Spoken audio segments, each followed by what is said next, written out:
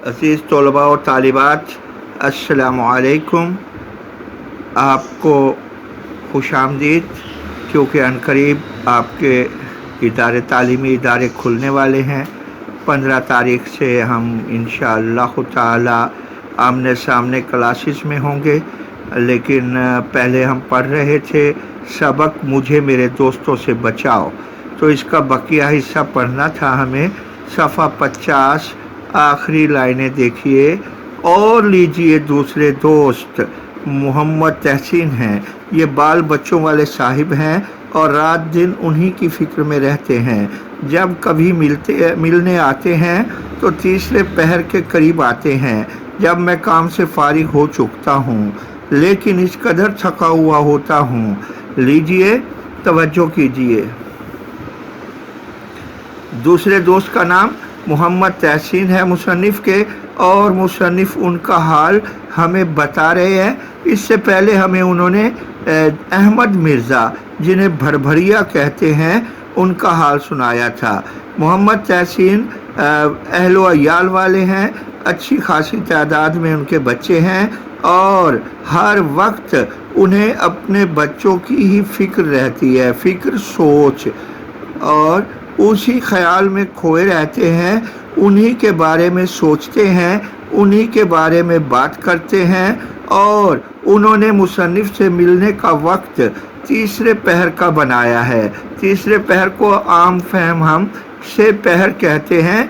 ये नमाज असर के करीब का वक्त होता है, तो उस वक्त आते हैं। अपनी तरफ से तो वो ये देख कर आते हैं कि अब मुसन्निफ़ काम काज से फारिग हो चुके होंगे और लिख पढ़ चुके होंगे, लेकिन इस बात का एहसास नहीं करते कि वो इस वक्त किस कदर थके हुए होंगे और उनकी थकन के बारे में क्या कैफियत होगी। मुसन्निफ़ कहते हैं कि मैं इतना थका हुआ होता हूँ कि उस वक्त तबीयत की यही तमन्ना होती है, चाहता है, तमन्ना करता है कि 1 घंटा आराम कुर्सी पर खामोश पड़ा रहूं। यानी इस कदर थकन होती है कि जी चाहता है कि एक आरामदेह कुर्सी हो और 1 घंटा उसमें मैं चुपके से, खामोश चुपके से पड़ा रहूं और ज़रा इस्तराहत हासिल करूं। घंटा देखिए, टे के बाद हे लगा हुआ है, ये कदीम गलती है। घंटा जदीद इमला के मुताबिक टे के बाद अलिफ आएगा। आप इसी को दुरुस्त करें और अलिफ लिखें। मगर तहसीन आए हैं, इनसे मिलना ज़रूरी है। इनके पास बातें करने के लिए सिवाय अपनी बीवी बच्चों के बीमारी के और कोई मजमून ही नहीं है। तहसीन क्योंकि दोस्त हैं, वो तशरीफ़ फरमा हो चुके हैं, इसलिए लाजिम है कि उनसे मिला जाए। अगर नहीं मिला जाएगा तो मुआशरती हवाले से इंसान को नाकिस समझा जाएगा। ये जाना जाएगा कि एक पढ़े लिखे आदमी में ये शऊर भी नहीं कि उसे कोई मिलना आया है, उससे खैरियत दरियाफ्त करे, उसे बिठाए, उसके बात सुने, वो कैसे आया है, और जो वो उससे पूछे उसे अपने बारे में भी कुछ बताए। अब बात ये है कि मुसन्निफ़ के जो दोस्त हैं, उन्हें तो चाहिए कि वो इल्मी, तालीमी या अदबी मुआमिलात पर गुफ्तगू करे या हालात हाजरा को मद्देनज़र रखते हुए बात ले आए, लेकिन ऐसा नहीं है। जनाब मोहम्मद तहसीन के पास बातें बहुत हैं, उनके पास एक तवील तरीन मजमून बातों का होता है, लेकिन वो बातें सारी की सारी या तो अपनी बीवी के बारे में करते हैं या अपने बच्चों के बारे में, और ज़्यादातर इन बातों का ताल्लुक बीवी और बच्चों की बीमारियों से होता है। उनकी तकालीफ ही बयान करते रहते हैं। मुसन्निफ़ कहते हैं, मैं कितनी ही कोशिश करूं, जितनी ही कोशिश करूं, क्या होता है, मगर वो इस मजमून से बाहर नहीं निकलते। उनका एक ही उन्वान है और वो उनके बीवी बच्चे और उनकी बीमारी है। बस उसके अलावा वो किसी और उन्वान पर बात करने के लिए तैयार ही नहीं होते। मुसन्निफ़ बेचारा हर तरह से उन्हें परख कर, बदल कर, बात से बात निकाल कर दूसरी तरफ मोड़ने की कोशिश करता है। उसमें मुसन्निफ अपने तजुर्बात हमें बताते हैं कि वो इस हवाले से किस कदर तजुर्बात कर चुके हैं। मुसन्निफ बताते हैं कि मैंने जब उनकी बात का मौजू बदलने के लिए गुफ्तगू करते हुए मौसम का तज़किरा किया कि आज का मौसम कैसा है, गर्मी की शिद्दत में कमी आई है, तो वो फ़ौरन इसके जवाब में कहते हैं हाँ, मौसम बड़ा ख़राब मौसम हो चुका है और इसमें जो तब्दीली आई है वो बेहतर नहीं है। मेरे छोटे बच्चे को इसी मौसम की तब्दीली की वजह से बुखार हो गया है और मंझली दरमियानी लड़की को खांसी है और वो बेचारी खांसी में घिर गई है। और अगर मुसन्निफ कहते हैं मौसम से हटूं कि बात तो मौसम की थी तो इसे यहाँ से निकाला जाए, ये तो इसे भी अपने बीवी बच्चों की बीमारी में ले आया है, तो पॉलिटिक्स यानी सियासत के हवाले से बात छेड़ दी जाए या लिटरेचर यानी अदब के बारे में बात कर दी जाए, तो इनके हवाले से कोई भी मुताल्लिक हवाले से गुफ्तगू बातचीत शुरू करता हूँ, इब्तदा करता हूँ, तो मैं जैसे ही सियासत या अदब के हवाले से बातचीत का आगाज़ करता हूँ तो तहसीन फ़ौरन माजरत पेश करते हैं, उज़्र ख़्वाही करते हैं कि भाई आजकल घर भर बीमार है, मुझे इतनी फुर्सत कहाँ, फरागत कहाँ, घर के तमाम अफराद, तकरीबन तमाम अफराद बीमार हैं, सब मौसम की तब्दीली की वजह से बीमारी में मुब्तला हैं, इसलिए मेरे पास इतनी फरागत नहीं कि मैं अखबार पढ़ूं और अखबार पढ़कर मुझे ये पता चले कि हमारे मुल्क की सियासत का रुख किस तरफ जा रहा है, वो लोग इस वक्त क्या कर रहे हैं, और अगर किसी आम जलसे में आते हैं तो अपने लड़कों को ज़रूर साथ लिए हुए होते हैं। तो अगर कोई आम तकरीब है, कोई आम इजलास है, कोई अवामुन्नास के लिए जलसा मुरतब किया गया है, कोई जलसा मुनाक़द किया गया है, तो मोहम्मद तहसीन पहुँचेंगे, लेकिन अपने बच्चों को साथ लिए पहुँचते हैं और हर एक से बार बार पूछते रहते हैं कि तबीयत तो नहीं घबराती, प्यास तो नहीं मालूम होती, कभी कभी नब्ज़ देख लेते हैं और वहाँ भी किसी से मिलते हैं तो घर की बीमारी का जिक्र करते हैं। यानी उनका महफिलों में भी यही आलम है कि बच्चे साथ हैं और बार बार बच्चों की तबीयत का पूछा जा रहा है कि मिजाज कैसा है, घबराहट तो नहीं हो रही, बेचैनी तो नहीं हो रही, प्यास लगी है नहीं लगी, ये सारी बातें मालूम करते हैं, लेकिन बच्चों के मुतमईन करदा जवाबात भी उन्हें मुतमईन नहीं कर सकते, इत्मीनान भरे जवाब उनकी तसल्ली नहीं करते, बल्कि अपनी तशफ़ी के लिए वो फिर बच्चों की नब्ज़ देखते हैं, बिल्कुल ऐसे जैसे कोई माहिर हकीम किसी ना बताने वाले मरीज़ की तबीयत का जायज़ा ले रहा हो, जो बता ना पा रहा हो कि उसे क्या है, और नब्ज़ में बगौर जायज़ा लेकर वो उसकी तमाम हरकत को देखकर उसके मुताबिक उसकी बीमारी तजवीज़ करता है और दवा तजवीज़ करता है। तो इजलास में भी, महफिलों में भी, तकारीब में भी उनकी यही कैफियत है कि वहाँ उनसे जो भी मिलता है उससे भी अपने बच्चों की और बीवी की बीमारी का जिक्र करते हुए दिखाई देते हैं। इसके अलावा उनके पास कोई उन्वान नहीं।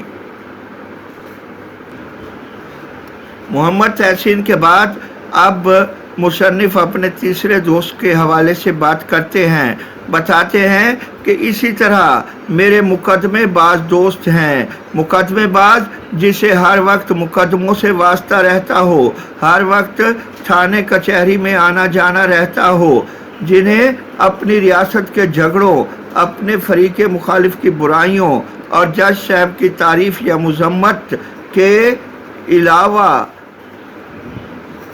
और कोई मजमून नहीं।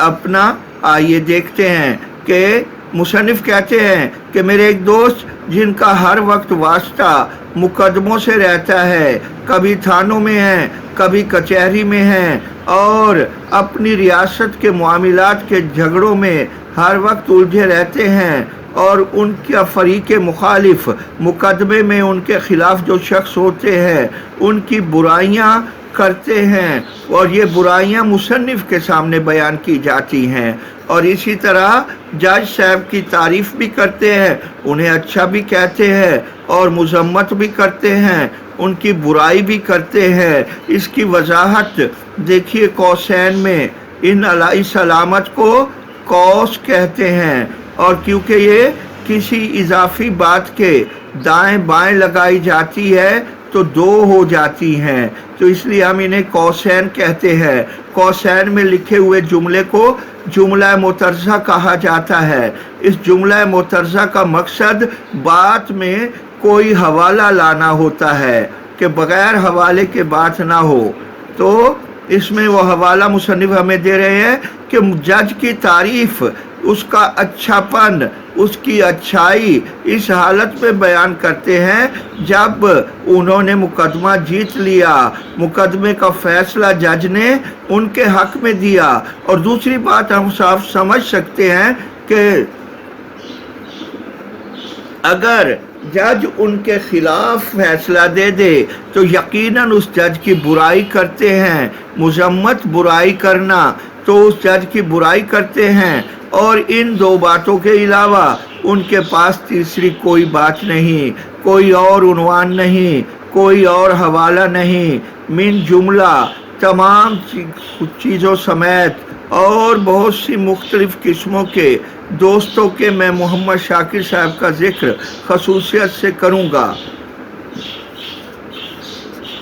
मिन जुमला अपने तमाम दोस्तों के बारे में आपको बताया है। मेरे दोस्त मुख्तलिफ किस्मों के हैं, हर शख्स अपनी ज़िंदगी के शोबे और अपने मामलात बयान करता हुआ दिखाई देता है, और इन दोस्तों में मोहम्मद शाकिर ख़ास दोस्त हैं जिनका वो खसूसियत से यानी ख़ास तौर पर जिक्र करना चाहते हैं। मुसन्निफ इनके बारे में हमें बताते हैं क्योंकि वो मुझ पर ख़ास इनायत फरमाते हैं। ख़ास इनायत, खसूसी मेहरबानी, तो उनका जिक्र खसूसियत से करने की वजह यह है कि वो जो हैं मुसन्निफ पर खसूसी अंदाज की मेहरबानियाँ करते हैं, करम फरमाते हैं। शाकिर खान साहिब मौज़ा सलीमपुर के रईस और ज़िला भर में नहायत मुअज़्ज़ज़ आदमी हैं, पूरे मौज़े के रईस हैं, और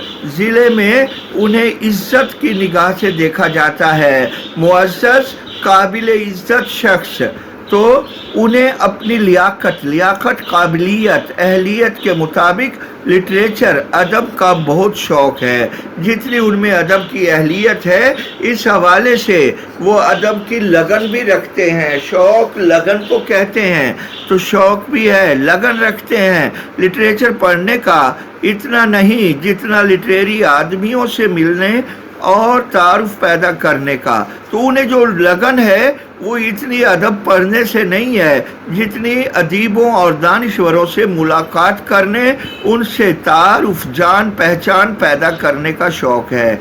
इनका ख्याल है कि अहले इल्म की थोड़ी सी कदर करना उमरा के शायान शान है, यानी उनका ये फ़लसफ़ा है। ज़ाती तौर पर उनकी अपनी सोच है कि अहले इल्म वाले लोग, अहले अदब, अदब वाले लोग, तो इल्म और अदब वाले लोग जो हैं इनकी कुछ ना कुछ, थोड़ी सी से मुराद कुछ ना कुछ करेंगे हम, तो इनकी कुछ ना कुछ कदर करना, इज़्ज़त करना उमरा, अमीर लोगों की शान के मुताबिक है। शायान शान, शान के मुताबिक है। एक मरतबा मेरे यहाँ तशरीफ़ लाए और बहुत इसरार से मुझे सलीमपुर ले गए। अब मुसन्निफ़ा में बताते हैं कि एक दफ़ा शाकिर खान साहिब मुसन्निफ़ के पास आए और बार बार कहा, इसरार वैसे ज़िद इसके मानी होते हैं, तकरार के मानी भी लिए जाते हैं, تو بار بار کہہ کر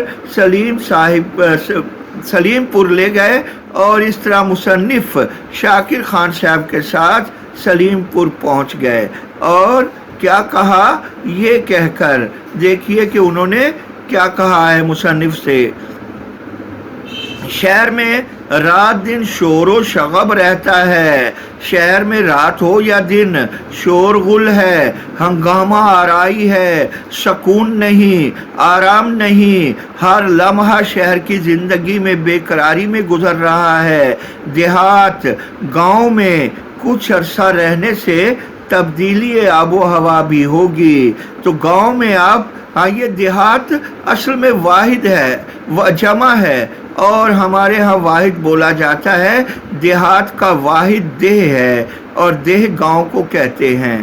تو دیہات میں کچھ عرصہ رہنے سے تبدیلی آب و ہوا بھی ہوگی، تو گاؤں میں آپ آ کر رہیں گے تو شہر کی آلودہ ہوا سے آپ کے جسم کو سکون ملے گا اور وہاں آپ کو تازگی میسر ہوگی، تازہ ہوا میسر ہوگی۔ آب و ہوا کی تبدیلی انسانی صحت کے لیے بہت مفید تسلیم کی جاتی ہے، اور وہاں تنہائی بھی ہوگی کیونکہ گاؤں ہے۔ شہر میں تو متعدد لوگ آپ کو ملنے آ جاتے ہیں اور وہاں مضمون نگاری بھی زیادہ اطمینان سے کر سکو گے۔ تو لہذا مضمون نگاری، مضمون لکھنا، اطمینان، تسلی، سکون، تو لہذا آب و ہوا بھی اچھی ہے، تازہ درختوں سے آنے والی تازہ آکسیجن آپ کے پھیپھڑوں کو میسر آئے گی جو آپ کی صحت کے لیے بہتر ہوگی۔ شہر میں ہر وقت لوگ آپ سے ملنے آ جاتے ہیں جو آپ کے کام میں خلل ڈالتے ہیں۔ آپ وہاں آ جائیں اور وہاں آپ کو مضمون لکھنا میں بہت سہولت رہے گی۔ سب سے بڑی یہ سہولت ہوگی کہ آپ تسلی اور سکون کے ساتھ لکھیں گے۔ اور پھر شاکر خان صاحب نے کہا کہ میں نے ایک کمرہ خاص تمہارے واسطے آراستہ کرایا ہے۔ آراستہ، سجانا، تو یہ میں نے ایک کمرہ، دیکھیے کمرہ کتاب میں الف سے لکھا ہے، یہ بالکل درست املا ہے، یہاں ہے غلط ہے، تو آپ یہ الف استعمال کریں کمرہ کے آگے لکھتے ہوئے، اور اس طرح تمہارے میں دیکھیے دو چشمی ہے، یہ بالکل درست ہے، دوسری ہے تمہارے میں درست نہیں ہے۔ تو اکثر لوگوں کو املا کی ان اغلاط کا پتہ نہیں، اور وہ یہ اغلاط سے مسلسل اس طرح کرتے ہیں گویا ان کا حق ہے۔ تو آپ کیونکہ اردو باضابطہ پڑھ رہے ہیں اس لیے آپ کو ساتھ ساتھ یہ باتیں بتا رہا ہوں۔ تو شاکر خان صاحب نے مصنف سے کہا کہ میں نے وہاں آپ کے لیے ایک کمرے کا مکمل انتظام کر دیا ہے اور آپ کی تمام ضرورت کی اشیاء وہاں رکھ دی ہیں، گویا آپ کے لیے وہ سج دھج کا کمرہ تیار ہے جس میں پڑھنے لکھنے کا سب سامان مہیا ہے۔ تو وہاں آپ آ کر بیٹھیں گے تو آپ کو تحریر کرنے کے لیے جو اشیاء ضرورت ہے سب کی سب وہاں موجود ہوں گی۔ سامان، اشیاء اور مہیا ہونا، میسر ہونا، موجود ہونا۔ تھوڑے دن رہ کے چلے آنا، دیکھو میری خوشی کرو۔ تو تھوڑے دن کے لیے آپ وہاں آ جائیں، کچھ دنوں کے لیے آپ وہاں آ جائیں، وہاں آ کے رکیں اور پھر کچھ دن بعد آپ واپس آ جانا۔ اچھا، یہاں اکثر لوگ واپس لوٹ آنا لکھتے ہیں جو گرامر کے اعتبار سے بالکل غلط ہے۔ یا ہم لوٹ آنا لکھیں گے یا واپس آنا لکھیں گے، دونوں مترادف الفاظ ہیں، اس لیے انہیں ساتھ لانا درست نہیں۔ تو واپس آ جانا، تو دیکھو میری خوشی کرو، یعنی میری خوشی کا خیال کرو اور میری خوشی کی خاطر ایسا کر دو۔ اگر تم میرے پاس آ کر رہو گے اس سے میں آپ پر بہت خوش ہو جاؤں گا اور میرا دل راضی ہو جائے گا، اور ہر شخص جانتا ہے کہ دل میں تو اللہ ہے، گویا انسان کا دل خوش کیا جائے تو اللہ کو خوش کرنے والی بات ہے۔ اور آگے چلتے ہیں، مصنف اپنے مزاج کے بارے میں ہمیں یہ بتاتے ہیں، میں ایسے محبت آمیز اصرار پر انکار کیسے کر سکتا ہوں۔ محبت آمیز، پیار بھرے اصرار، بار بار کی تاکید، انکار، جواب دے دینا، منع کر دینا، تو مصنف کہتے ہیں میرا تو مزاج ایسا ہے ہی نہیں، میں تو لوگوں کا احساس کرنے والا شخص ہوں، ادب نواز ہوں، ادیب ہوں، دانشور ہوں، لوگوں سے پیار کرنا اور پیار بھری بات کو اہمیت دینا تو میرا خاصہ ہے، تو میں کیسے اتنے پیار بھرے سوال کو جواب دے دیتا، منع کرتا۔ میں نے ان کے بار بار کہے پر ان کی بات کو تسلیم کرنا تھا، لہذا مختصر سا تھوڑا سا سامان پڑھنے لکھنے کا لے کر میں ان کے ساتھ ہو لیا۔ مصنف بتاتے ہیں کہ ضروری تھوڑا سا سامان لکھنے پڑھنے کا میں نے اپنے ساتھ اٹھایا اور ان کے ساتھ چل دیا، ہو لیا، چل دیا۔ ایڈیٹر معارف ایک رسالہ ہے، ایڈیٹر مدیر کو کہتے ہیں۔ رسالہ معارف کے مدیر سے وعدہ کر چکا تھا، ان سے وعدہ تھا کہ ایک خاص عرصے میں ان کی خدمت میں ایک مضمون بھیجوں گا، کہ کچھ ہی دنوں میں آپ کو میں ایک مضمون پیش کروں گا۔ شاکر صاحب کی کوٹھی پر پہنچ کر میں نے وہ کمرہ دیکھا۔ مصنف کہتے ہیں جب شاکر صاحب کی کوٹھی پر ان کے بنگلے پر میں پہنچا تو میں نے وہ کمرہ دیکھا جو میرے لیے تیار کیا گیا تھا۔ اس کی کھڑکی پائیں باغ کی طرف کھلتی تھی۔ پائیں باغ گھر کے اندر بنا ہوا، نیچے کی جانب باغیچہ۔ اس باغیچے کی موجودگی گھر کی تازگی اور خوبصورتی میں مسلسل اضافہ کرتی رہتی ہے اور کھلتی تھی، اور اس کھڑکی کے کھلنے کا بڑا فائدہ یہ ہوتا ہے کہ ایک تو انسان اس طرف نظارہ کر سکتا ہے اور دوسرا اس طرف سے تازہ ہوا اندر آتی ہے، اور ایک مصنف بتاتے ہیں اور ایک نہایت ہی دل فریب نیچرل منظر میری آنکھوں کے سامنے ہوتا تھا۔ تو وہی کھڑکی کھولنے کی بات تھی کہ جیسے ہی وہ کھڑکی کھولتے تو ایک بہت ہی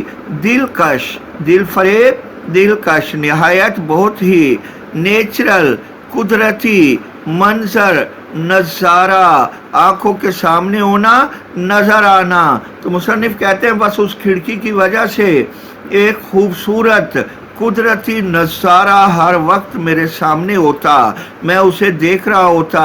صبح کو میں نیچے ناشتے کی غرض سے بلایا گیا، اب رات گزر گئی، صبح ہوئی۔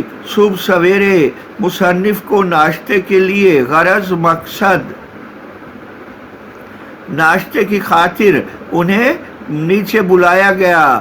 جب دوسرا پیالہ چائے کا پی چکا تو اپنے کمرے کو جانے کے لیے اٹھا ہی تھا، اب بات یہاں آ گئی کہ پہلے کی بات ہی نہیں کی گئی۔ مصنف نے دوسرا پیالہ لکھا ہے تو اس کا مطلب ہے پیالہ پہلا تو انہوں نے اپنی مرضی سے پیا اور دوسرا انہیں فرمائشی طور پر پینا پڑا۔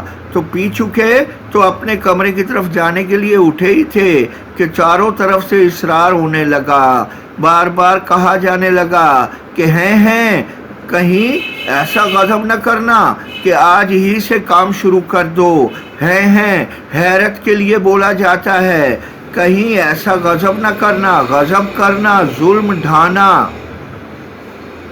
یہ ظلم نہ ڈھانا کہ تم آج ہی جا کے کام شروع کر دو۔ اپنے دماغ کو، اپنے ذہن کو کچھ تو آرام دو، سکون دو، کچھ تو اسے تسلی دو، اطمینان دو، سکون دو، استراحت حاصل کرنے دو، راحت حاصل کرنے دو، دماغ کو کچھ تفریح بھی مہیا کرو۔ آج کا دن تو خاص کر خصوصی طور پر کے لیے استعمال کیا جاتا ہے، اس قابل ہے، اس لائق ہے کہ سینری کا لطف اٹھانے میں گزارا جائے۔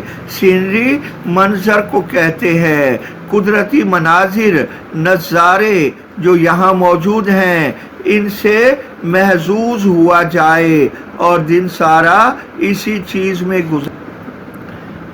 لو جی۔ تو آج کا یہ سبق مکمل ہوا، انشاءاللہ تعالی انہیں اچھی طرح یاد کیجئے، کل اس سبق کی باقی ماندہ حصے کو پڑھیں گے۔ اللہ حافظ۔